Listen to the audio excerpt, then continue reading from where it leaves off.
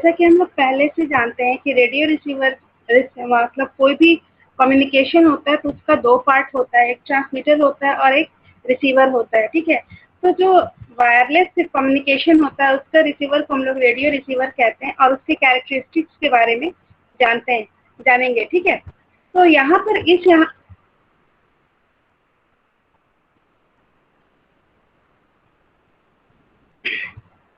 तो इस सेशन में हम लोग देखेंगे कि किसी भी रिसीवर का कैरेक्टरिस्टिक्स क्या होता है, कौन कौन सा कैरेक्टरिस्टिक्स होता है ताकि वो हमारा सिग्नल जो है मैक्सिमम से मैक्सिमम सिग्नल रिसीव कर सके और हमारा डिजायरेबल आउटपुट दे सके। ओके, तो कुछ हर एक एंटेनास का या फिर एंटेना का या कम्युनिकेशन का पैरामीटर कुछ अलग अलग होता है, रिसीवर का पैरामीटर कुछ अलग अलग होता है, बहुत सारा पैरामीटर्स होता है, ठीक है। कोई भी एंटेना जब सिग्नल ट्रांसमिट करता है तो वो मल्टीपल सिग्नल ट्रांसमिट करता है, कोई कुछ वीक सिग्नल, कभी वीक ट्रांसमिट करता है, कभी स्ट्रॉन्ग सिग्नल ट्रांसमिट करता है। और एंटेना से जो सिग्नल ट्रांसमिट करते हैं उसके अलावा भी बहुत सारे सिग्नल्स होते हैं जो रिसीवर पर इनपुट होते हैं या रिसीवर पर रिसीव होते हैं as a term of noise, जो अनवांटेड सिग्नल्स हम लोगों का होता है, ठीक है। तो हमारा जो रिसीवर का मेन टास्क होता है कि वो हमारा जो है डिजायर्ड सिग्नल, जो हमारा सिग्नल ऑफ इंटरेस्ट है उसको रिसीव करे और उसको डिमोड्यूलेट करके हमारा रिसीवर मतलब हमारे डेस्टिनेशन तक जो है डेस्टिनेशन तक वो प्रॉपरली पहुंचा सके, ठीक है। जो हमारा इंफॉर्मेशन है वो डेस्टिनेशन तक प्रॉपरली पहुंचा सके। इसके लिए कुछ जो है पैरामीटर्स हम लोग यूज करते हैं, उसी पैरामीटर्स को हम लोग कैरेक्टरिस्टिक्स और प्रॉपर्टी और रिसीवर पैरामीटर्स कहते हैं। कुछ पैरामीटर्स यहाँ पर जो है हम लोगों ने सिलेक्ट आउट किया है according to your syllabus. Double spotting, tracking, sensitivity, selectivity and fidelity, ये 5 कैरेक्टरिस्टिक्स के बारे में हम लोग यहाँ पर पढ़ेंगे। Okay, in this session I am going to discuss only 2 characteristic, double spotting and tracking, ठीक है। In further sessions we will discuss about all these 3. Okay, तो पहले हम लोग पढ़ते हैं डबल स्पॉटिंग। डबल स्पॉटिंग क्या होता है? देखो, होता क्या है कि जब हम लोग का रिसीवर जो होता है, रिसीवर सिग्नल में मतलब जो भी सिग्नल थी उसको इनपुट पर जो ट्यूनिंग किया हुआ रहता है उसमें उसी फ्रीक्वेंसी का सिग्नल क्या होता है, रिसीव होता है। तो कुछ हमारा डिजायर्ड होता है, कुछ हमारा अनडिजायर्ड होता है। तो इस कंडीशन में क्या होता है कि डबल स्पॉटिंग में क्या होता है कि same desired signal, the double spotting is a condition where the same desired signal detected at 2 nearby point of on the receiver tuning dial, ठीक है। कि जिस फ्रीक्वेंसी पे सपोज हम लोग 455 किलो हर्ट्ज पर अगर हम लोग सेटअप किए हुए हैं और 450 हर्ट्ज के ही अप्रॉक्स में 2 सिग्नल अगर रिसीव हो जाता है तो उसको हम लोग क्या कहते हैं, डबल स्पॉटिंग कहते हैं। 2 पॉइंट, तो उसमें क्या होता है कि एक हमारा डिजायर्ड होता है और एक हमारा इमेज पॉइंट होता है जो कि हमारा अनडिजायर्ड होता है, ठीक है। उसी फ्रीक्वेंसी, जो अनडिजायर्ड फ्रीक्वेंसी, उसी फ्रीक्वेंसी को हम लोग क्या कहते हैं, इमेज फ्रीक्वेंसी कहते हैं, ठीक है। It can be use to इस इमेज फ्रीक्वेंसी का जो यूज होता है, जो हमारा अनडिजायर्ड फ्रीक्वेंसी है, इसका यूज जो है हम लोग जो है intermediate IF frequency, that means intermediate frequency, intermediate of an unknown receiver, ठीक है। ये क्यों होता है? Poor front to end selectivity and inadequate receive image frequency rejection की वजह से डबल स्पॉटिंग होता है। Poor front to end selectivity, और फ्रंट एंड सिलेक्टिविटी मतलब कि हमारा जो डिजायर्ड सिग्नल है और हमारा जो रिसीवर है वो प्रॉपरली सिलेक्ट नहीं कर पा रहा है डिजायर्ड सिग्नल को, उसको हम लोग कहते हैं पुअर फ्रंट एंड सिलेक्टिविटी। और इमेज फ्रीक्वेंसी रिजेक्शन मतलब कि सेम फ्रीक्वेंसी का दूसरा सिग्नल भी अगर एट अ टाइम सिलेक्ट कर लेता है तो उसको हम लोग इमेज फ्रीक्वेंसी कहते हैं। तो इमेज फ्रीक्वेंसी को ये रिजेक्ट नहीं कर पाता है, उसी कंडीशन में हमारा डबल स्पॉटिंग, डबल सिग्नल जो है वो रिसीव होने लगता है। अब नेक्स्ट देखते हैं, double spotting is undesirable since the strong signal might mask and overpower the weak signal at the superior point of frequency, point in the frequency spectrum. देखो यहाँ पर क्या होता है कि दो सिग्नल रिसीव हुआ सेम फ्रीक्वेंसी का, बट उसमें एक का पावर स्ट्रांग हो सकता है और एक का पावर वीक हो सकता है। इट मे बी कि हमारा जो डिजायर्ड है उसका पावर वीक हो और हमारा जो अनडिजायर्ड है उसका पावर स्ट्रांग होगा, तो वो हमारे फ्रीक्वेंसी मतलब हमारे रिसीवर पर या फ्रीक्वेंसी स्पेक्ट्रम पर वो इम्पैक्ट डालेगा, वो इफेक्ट करेगा। ठीक है, वो हमारे जो सिग्नल डिजायर्ड होता है उस पर हमारा क्या करेगा, इफेक्ट करेगा। ठीक है, उसके बाद क्या है कि डबल स्पॉटिंग जो है का यूज हम लोग सिलेक्टिविटी आरएफ एम्पलीफायर के सिलेक्टिविटी के द्वारा जो है इसको इम्प्रूव कर सकते हैं, मतलब इसको हटाया जा सकता है और आईएफ फ्रीक्वेंसी का वैल्यू को इंक्रीज करके इसको भी हटाया जा सकता है। दो वैल्यू बता रहे, एक है कि आरएफ एम्पलीफायर कुछ पार्ट्स होते हैं हमारे रेडियो रिसीवर में, जैसे आरएफ एम्पलीफायर होता है, सबसे पहले उसका काम होता है सिलेक्ट करना डिजायर्ड सिग्नल को। तो यहाँ पर क्या होगा कि सिलेक्टिविटी को इम्प्रूव करने के लिए आरएफ एम्पलीफायर का सिलेक्टिविटी बढ़ा सकते हैं डबल स्पॉटिंग को हटाने के लिए। और दूसरा क्या है कि आईएफ सिग्नल को, आईएफ वैल्यू को, इंटरमीडिएट फ्रीक्वेंसी को हम लोग क्या कर सकते हैं, बढ़ा करके क्या कर सकते हैं, डबल स्पॉटिंग को हटा सकते हैं। ठीक है, अब यहाँ पर देखिएगा कि नेक्स्ट में कुछ एग्जांपल्स हैं कि consider N incoming strong signal of 1000 kilohertz and local oscillator tuned at 1455 kilohertz. Thus, the signal of 455 kilohertz is produced at output of the mixer, which is IF frequency, intermediate frequency है। ठीक है, तो यहाँ पर जो है mixer का काम होता है डिफरेंशिएट करना।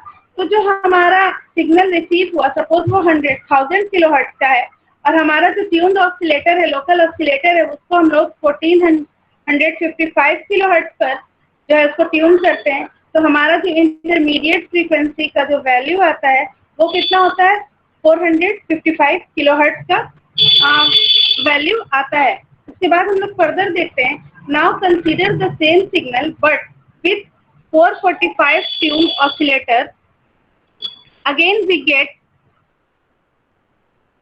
signal at output 445 kilohertz signal at output. अगर हम लोग को लोकल ऑसिलेटर जो है 445 किलोहर्ट्ज का पे ट्यून रहता है और हमारा जो 1000 किलोहर्ट्ज का सिग्नल जो है आउटपुट रिसीव होता है अगर रिसीवर के इनपुट पर, तो वहां पर भी क्या होगा कि आईएफ का वैल्यू जो है क्या हो जाएगा, 455 किलोहर्ट्ज होगा। तो सेम टाइम पर सेम सिग्नल के लिए जो हमारा वैल्यू है, दो वैल्यू अपीयर हो रहा है। ठीक है, 1455 kilohertz as well 445 kilohertz on receiver dial. ठीक है, एंड द इमेज, तो इस कंडीशन में क्या होगा कि इमेज फ्रीक्वेंसी जो है हमारा, इमेज डबल स्पॉट या फिर इमेज फ्रीक्वेंसी जो है वो हमारा क्या होगा, रिजेक्ट नहीं हो पाएगा। इसी को हम लोग क्या कहते हैं, डबल स्पॉटिंग कहते हैं। ठीक है, इसको हम लोग एडजेसेंट सेलेक्टिविटी भी कहते हैं। मगर क्या एडजेसेंट सेलेक्टिविटी कहते हैं कि नियर बाय पॉइंट पर एडजेसेंट सेलेक्टिविटी हो जाता है। ठीक है, एडजेसेंट चैनल सेलेक्टिविटी। ठीक है, तो इसके बाद हम लोग नेक्स्ट टॉपिक पढ़ते हैं, ट्रैकिंग और ट्यूनिंग ऑफ रिसीवर।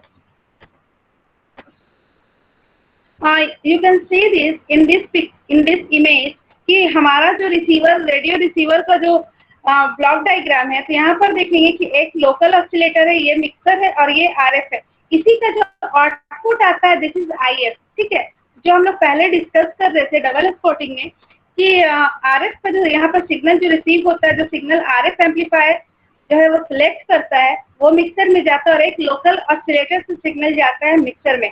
ठीक है, इन्हीं दोनों का जो डिफरेंस आता है वही हमारा क्या होता है, इंटरमीडिएट फ्रीक्वेंसी होता है। ठीक है, एंड फर्दर आईएफ एम्पलीफायर होता है, intermediate frequency amplifier and then detector, और उसके बाद ऑडियो फ्रीक्वेंसी एम्पलीफायर एंड जो हमारा डेस्टिनेशन होता है उसके पास हमारा सिग्नल जाता है। ओके, उसके बाद होता है tracking and tuning of receiver. This is another characteristic of radio receiver. तो हम लोग यहाँ पर बात करेंगे सुपर हेटेरोडाइन रिसीवर की, कि सुपर हेटेरोडाइन रिसीवर में लोकल फ्रीक्वेंसी और लोकल ऑसिलेटर का जो फ्रीक्वेंसी होता है इसी का यूज करते हैं हम लोग to track with the tune circuit. ठीक है, जो भी इनपुट सिग्नल आ रहा है हमारा, ठीक है, उसी को ट्रैक करने के लिए हमारा क्या करते हैं, यहाँ पर लोकल ऑसिलेटर का जो है हम लोग यूज करते हैं, ठीक है। और इसी का जो डिफरेंस होता है मिक्सर का आउटपुट होता है, जो हमारा सिग्नल रिसीव होता है, जैसा कि अभी हमने बताया कि जो हमारा आरएफ एम्पलीफायर सिग्नल रिसीव करता है और लोकल ऑसिलेटर जो सिग्नल इनपुट करता है मिक्सर में, उसी को हम लोग आउटपुट को हम लोग जो है फर्दर प्रोसेस करते हैं, ठीक है। इस आईएफ में इंटरमीडिएट फ्रीक्वेंसी में किसी भी तरह का मैसेज नहीं होता है, ठीक है। It does not contains any message, okay. तो देखो यहाँ पर क्या होता है कि अगर हम लोग जनरली एम ब्रॉडकास्ट की बात करते हैं तो एम ब्रॉडकास्ट का एक फिक्स्ड आईएफ होता है जिसका वैल्यू होता है 455 किलो हर्ट्ज। इसका मतलब है कि जो हमारा ऑसिलेटर जो होगा, लोकल ऑसिलेटर का जो वैल्यू सेट होगा वो हमेशा 455 किलो हर्ट्ज से एबव होगा, ठीक है। और set at frequency which is 455 and above incoming signal frequency, ठीक है। इस वैल्यू पर क्या होगा, वो सेट होगा, ठीक है। नेक्स्ट देखते हैं कि अगर हम लोग front end of receiver tune circuit are made to track together simply by mechanically linked और गैंग कैपेसिटर। इन दोनों को आरएफ एम्पलीफायर और लोकल ऑसिलेटर को हम लोग क्या करते हैं, लोकल ऑसिलेटर और मिक्सर को क्या करते हैं, मैकेनिकली लिंक्ड करते हैं कैपेसिटर से, जिसको हम लोग गैंग कैपेसिटर कहते हैं। गैंग कैपेसिटर में कैपेसिटर सेक्शन होता है जो कि पैरेलली कनेक्टेड होता है, ठीक है। जो किसको कनेक्ट करता है, आरएफ एम्पलीफायर को, मिक्सर को और लोकल ऑसिलेटर को। इन तीनों को क्या करता है, वो गैंग करता है, कपल लिंक करता है आपस में, ठीक है। In addition of this small variable capacitance known as streamer. Small variable capacitance को हम लोग क्या कहते हैं, streamer, are connected in each other each with connected in parallel with each section, ठीक है। each section के साथ, हर सेक्शन के साथ आरएफ एम्पलीफायर, मिक्सर और लोकल ऑसिलेटर के साथ ये किसमें कनेक्टेड रहता है, पैरेलली कनेक्टेड रहता है, ओके। नेक्स्ट देखते हैं हम लोग कि this capacitor can be adjusted for proper operation at highest frequency, ठीक है।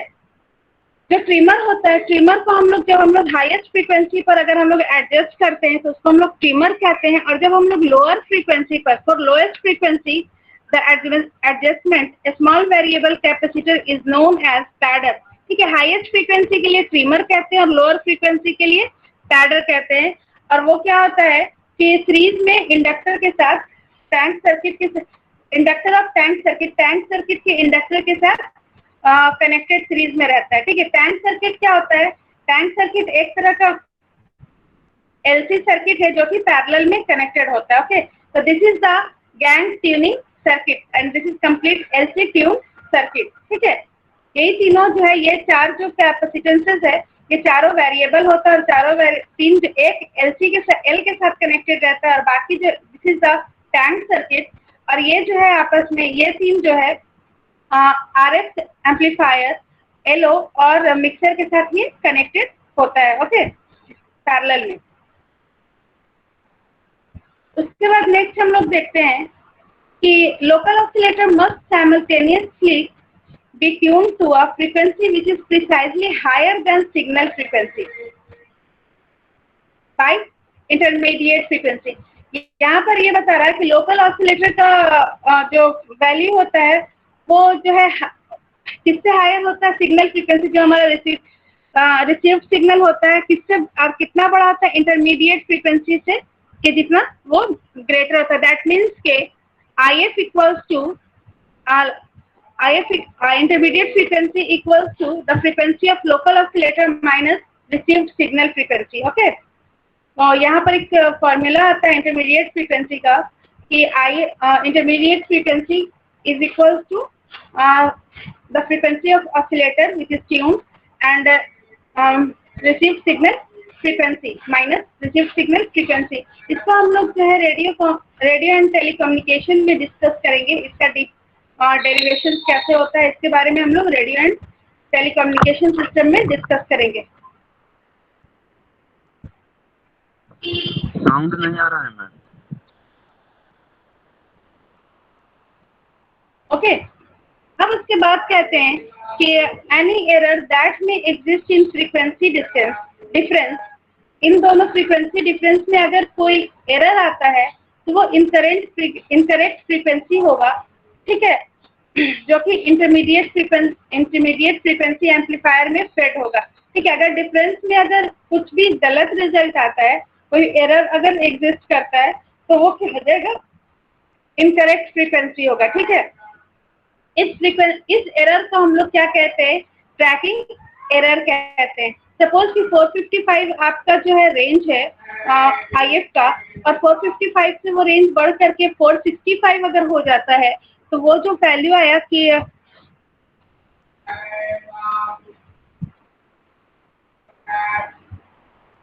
वो जो वैल्यू आ रहा है 10 किलो हर्ट्ज का जो है वो वैल्यू जो इंक्रीमेंट है, that is the tracking error.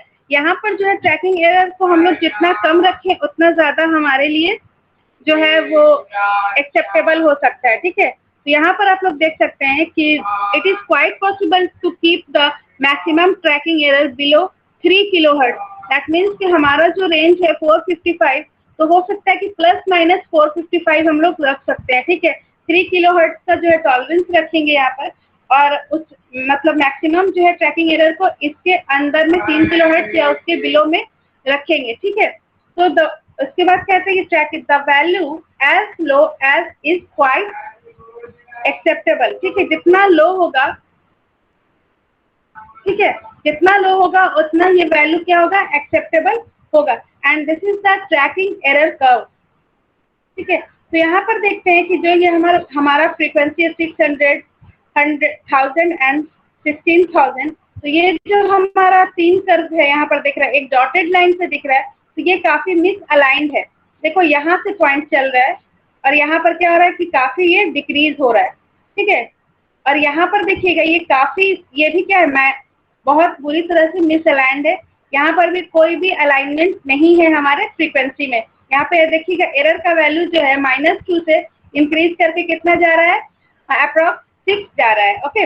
मत यहाँ पर अगर देखते हैं ट्रैकिंग एरर का ग्राफ अगर फ्रीक्वेंसी के अकॉर्डिंग, तो यहाँ पर से 2 से बढ़ करके 2 से 4 के रेंज में ये वेरी कर रहा है, ओके। तो ये जो है करेक्ट है, हमारा अलाइनमेंट है। This is the tracking curve, okay, of superheterodyne receiver.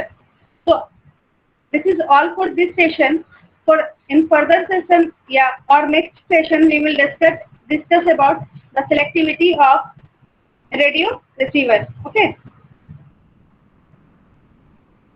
Thank you.